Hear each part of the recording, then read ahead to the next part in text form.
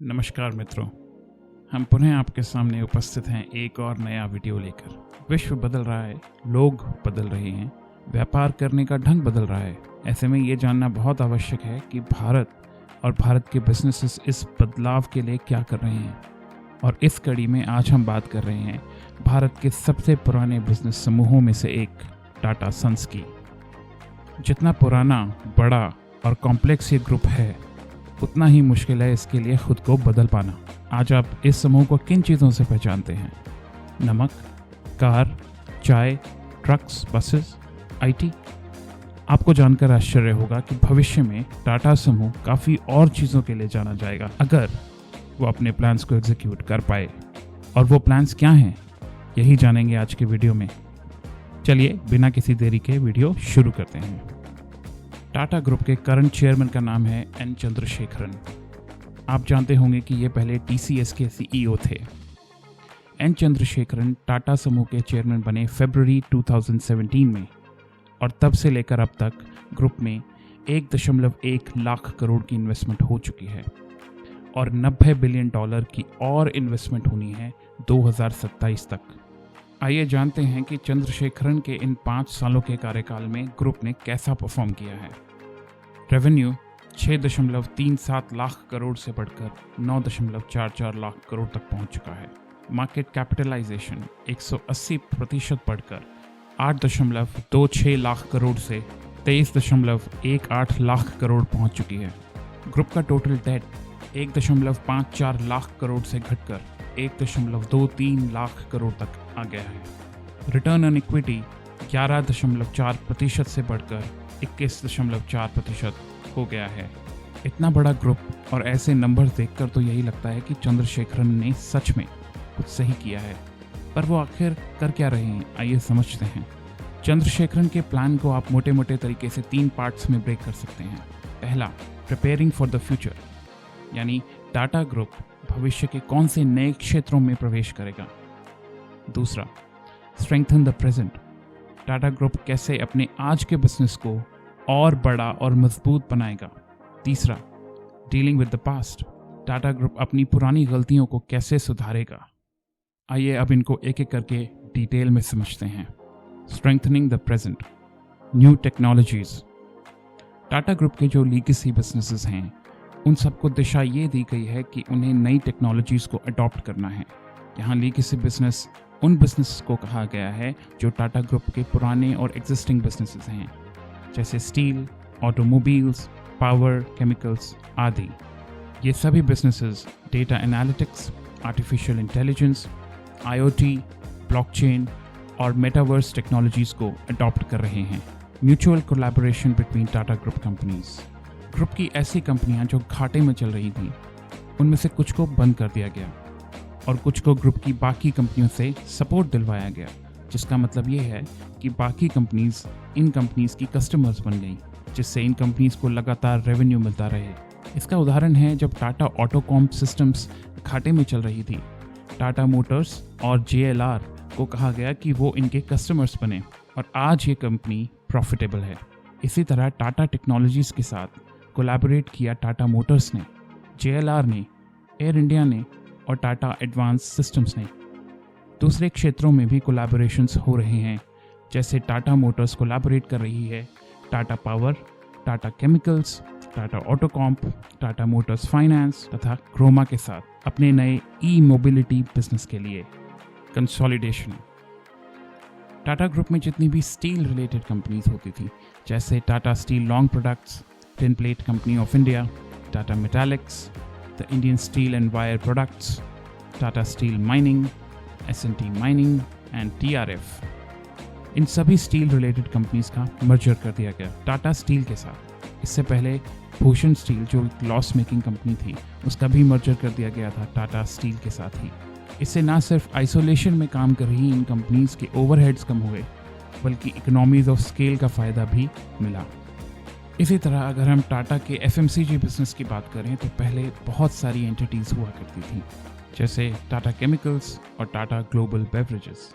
पर चंद्रशेखरन के consolidation plan की वजह से टाटा ग्रुप के अंदर जितने भी फूड एंड बेवरेजेस के बिजनेसेस थे, वो सब कंसोलिडेट करके टाटा कंज्यूमर प्रोडक्ट्स के अंदर डाल दिए गए, जिसमें टाटा केमिकल्स के टाटा सॉल्ट और टाटा संपन्न ब्रांड्स भी इंक्लूडेड थे।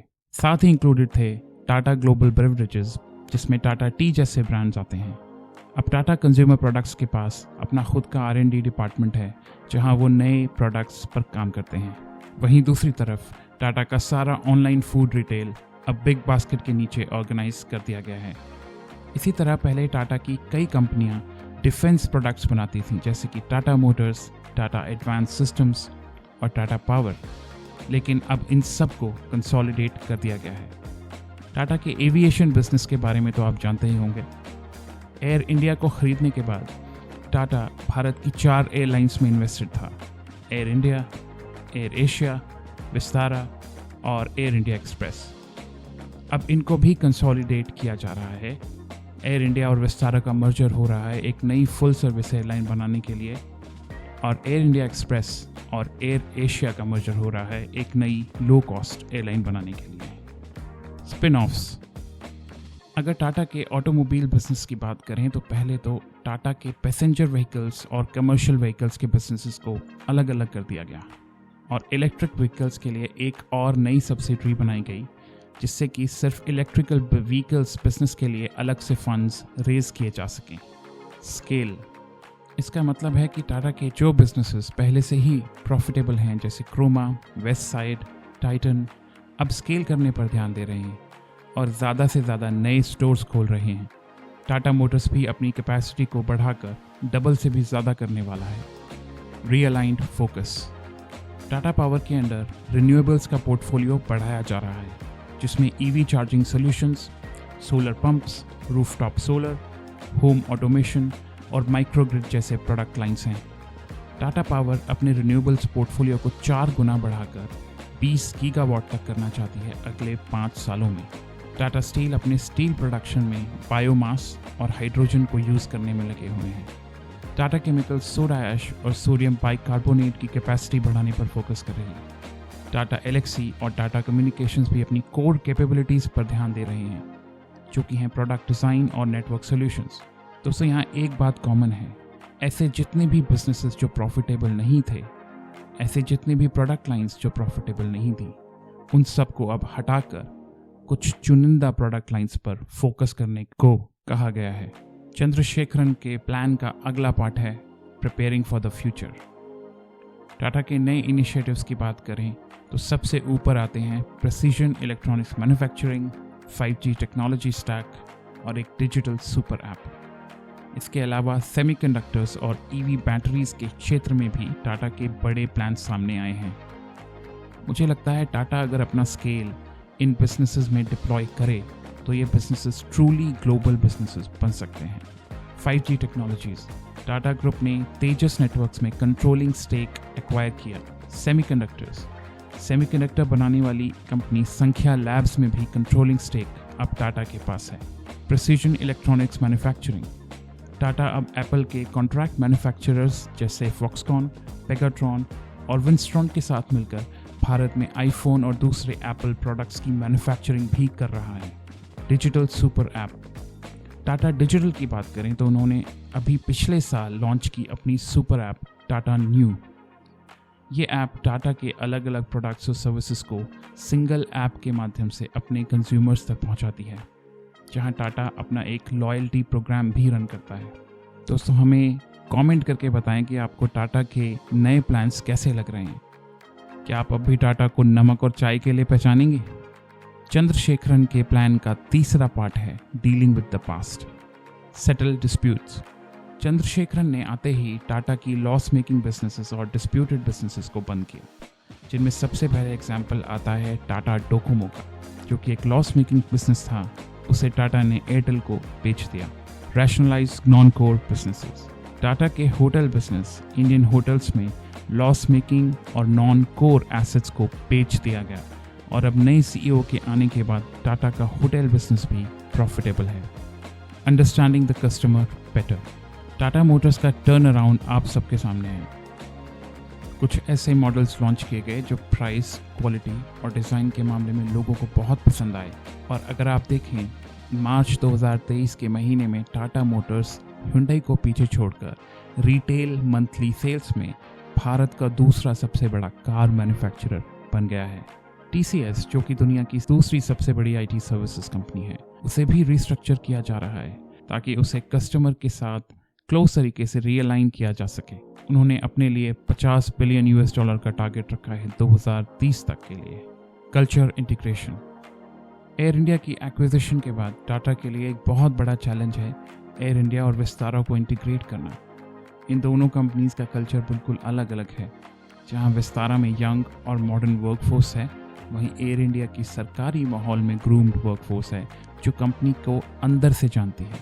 इसके लिए कल्चर इंटीग्रेशन प्रोग्राम्स के अलावा समय समय पर टाटा और एयर इंडिया के पुराने एम्प्लॉयज़ के लिए VRS स्कीम भी लॉन्च करती रहती है। टाइटन, जिसे बस ज्वेलरी और घड़ियों का ब्रांड समझा जाता है, उसे भी ट्रांसफॉर्म करके एक लाइफस्टाइल ब्रांड की तरह लॉन्च किया जाएगा, जिसमें आईवियर, परफ्यूम्स, साड़ियाँ, बैग्स, सनग्लासेस, वेयरेबल्स जैसी प्रोडक्ट लाइंस इंट्रोड्यूस की जाएंगी।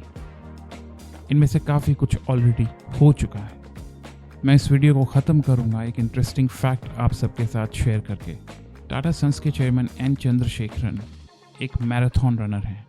जब आप मैराथन में भाग लेते हैं तो आपको लॉन्ग टर्म थिंकिंग की ज़रूरत पड़ती है। परिस्थिति के अनुसार आपको कभी अपनी गति धीमी करनी पड़ती है, कभी तेज़। आपका अल्टीमेट ऑब्जेक्टिव होता है मैराथन को कम से कम समय में पूरा करना। अगर आप टाटा ग्रुप के प्लान्स और स्ट्रैटेजीज को देखें तो उसमें चंद्रशेखरन की लॉन्ग टर्म थिंकिंग का असर साफ दिखाई देता है। दोस्तों, इस वीडियो में बस इतना ही। अगर आपको हमारी वीडियो पसंद आई तो हमारे चैनल को सब्सक्राइब करें, वीडियो को लाइक करें। हम लाते रहेंगे और ऐसे वीडियोस आपके लिए आने वाले हफ्तों में। नमस्कार।